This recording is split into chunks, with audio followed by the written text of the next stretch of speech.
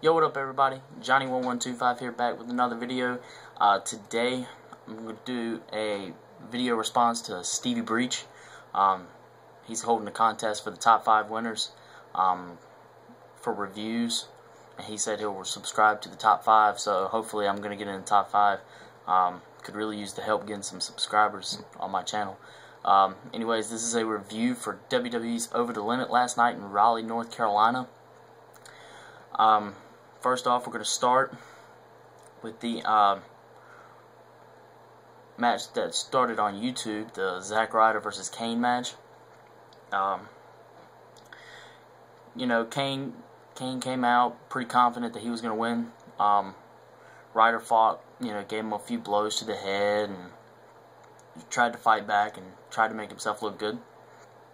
And I mean, Ryder went on for a good time and fought a little bit, but Kane ended up putting him down and winning the match. So it was actually pretty neat. He went for the Rough Rider, and Kane caught him in midair and slammed him down with a choke slam to win for the 3 count. So Kane ended up winning. Then the pay-per-view started. They announced a 20-man battle royal where the winner would challenge for either the United States Championship or the Intercontinental title.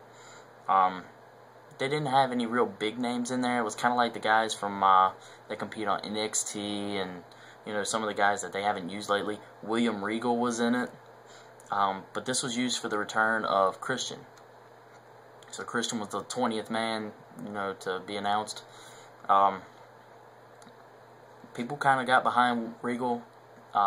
They say it was pretty loud. I live right down, not too far from Raleigh, so I got a few people that went, a few friends of mine that went, and they told me that it was pretty loud for William Regal. And I was kind of shocked by that. But Christian ended up winning. It came down to Christian, The Miz, and David Otunga as the last 3. And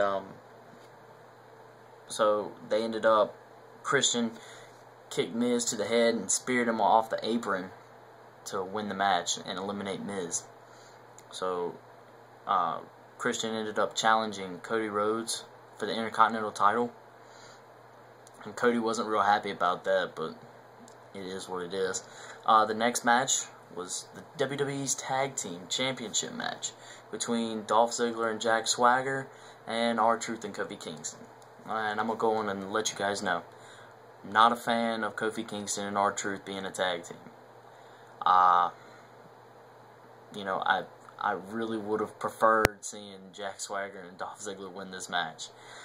But, it wasn't going to play out that way. It ended up that Ziggler was hit with the Trouble in Paradise and put down for the 1-2-3. And Kingston and Truth holding on to the belts. Kind of disappointed in the tag teams here lately. Anybody would be better than Kingston and R-Truth. I mean, that's just my opinion. But anyways, they had a segment where Eve went up to Tyler Rex and Kurt Hawkins, who a few weeks ago was fired from NXT by William Regal, and that they ended up getting rehired, and Eve ended up sending him into the crowd to take down signs that were making fun of John Laurinaitis, and that was pretty dumb. But the WWE's Divas title match was next between Beth Phoenix and Layla. It's been a year since Layla came back. When she came back at Extreme Rules, we pretty much thought it was karma. I know I did. I was watching it with my cousin. We thought it was going to be karma. But she's still out taking care of her child. And I was appreciative of Beth being the Divas champion. She's always been one of the dominant divas in the locker room. But the Divas, the contenders are starting to come around if they get a little bit of a push. Instead, they use like the same divas all over every week. Like, it's always usually Kelly Kelly, which I don't mind seeing Kelly Kelly on TV. I mean, who does? Who doesn't want to see Kelly Kelly? That's what I mean. But anyways, back to the review. Layla ended up rolling Beth with a neck breaker and pinning her. So Layla ended up winning and retaining the title. The next match was the World Heavyweight Championship Fatal 4-Way between Alberto Del Rio, Chris Jericho, Randy Orton, and Sheamus. They said Randy Orton was the loudest of the night, that it was just outrageously loud. That was pretty interesting.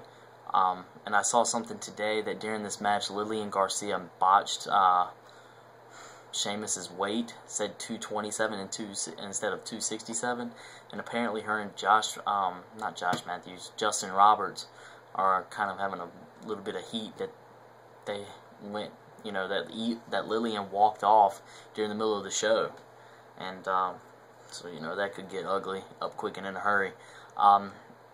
This was reported to be Chris Jericho's last appearance until at least SummerSlam. He's going on tour with his band this summer, so he's not going to be around for a little bit. But it ended up Jericho rolled up Sheamus for a 2 count. Sheamus kicked out, and he hit a white noise on Jericho and ended up pinning him for the win. So Sheamus retains. I can see that there's Randy Orton and Sheamus rivalry is going to continue for a little bit, and I think that would be pretty interesting, pretty good TV right there. Next up was Miz versus Brodus Clay. The Miz wasn't real happy about the Battle Royal. He came out talking about that he was better than Brodus Clay, that he was the most seed WWE champion of all time, and so it ended up that Brodus Clay came out, does what Brodus Clay does, dominates the match, ends up hitting the big splash on Miz, the 1, 2, 3. This has been reported that Miz is the character for the Marine 3, so more than likely that could be his last match for a little bit too. Next up was the Intercontinental title match between Christian and Cody Rhodes. Cody went after him, kind of took it to him a little bit, was a little bit back and forward there and there.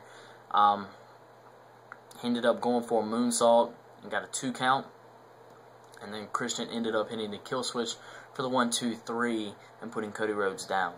I think Cody Rhodes' time as Intercontinental Champion, I think it's up. Give him a little bit of something different to do. He's great. He's really turned his character around. I really like this Cody Rhodes better than, the one with the mask and all this other stuff. I think this one could go a long way. So hopefully they're going to push him a little bit and give him some good angles. And next up was the best match of the night. This was the most anticipated match. Daniel Bryan versus CM Punk for the WWE title. Punk has held that title for a long time now. I didn't see him losing this, and he ended up winning, so I was pretty glad about that. The interesting thing was, they were going back and forward, traded a lot of kicks, traded a lot of blows, and it ended up that Daniel Bryan put the yes lock in on CM Punk. Punk ended up rolling Bryan over onto his back and getting him pinned for 1, 2, 3, and then Punk ended up tapping afterwards. The referee went to the cameras and watched it to see if that was what happened, and he verified it. So Punk ended up retaining the title. Daniel Bryan was really, really mad about it, really pissed off.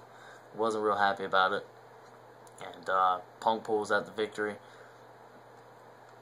And the next match was Camacho versus Ryback. And need I say more, anybody? I mean, really.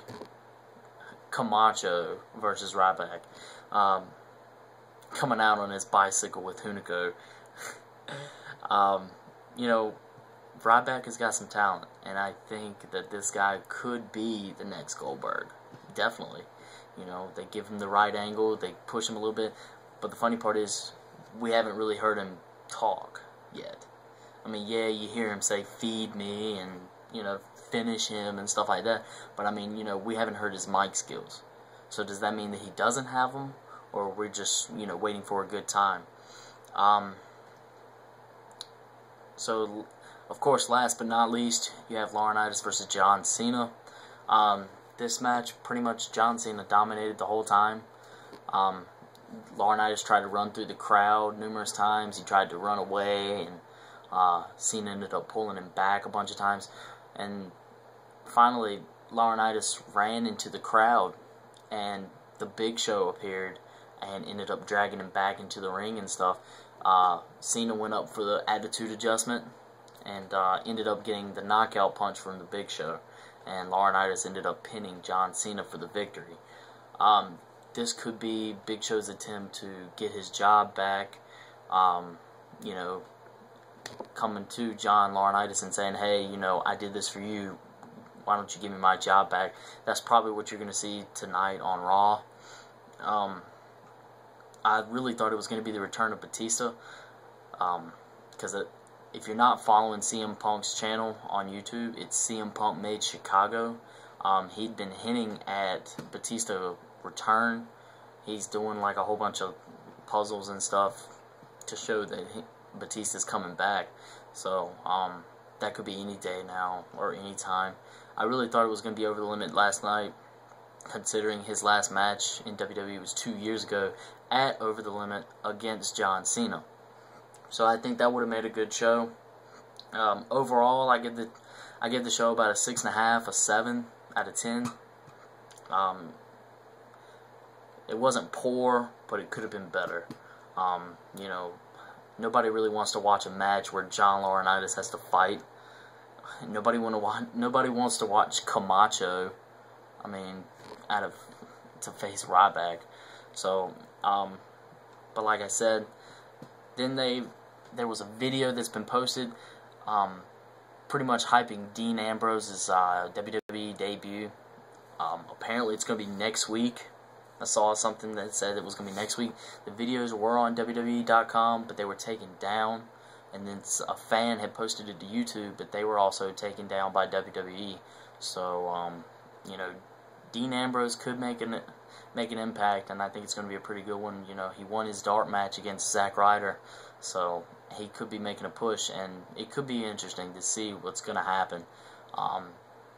2012 has really been shook for WWE, so a lot has changed, and a lot of good things have come around too. So I'm pretty excited to see what the next step is. Anyways, guys, like the video, subscribe, leave your comments down below, and like I said, this is for Stevie Breach's review contest.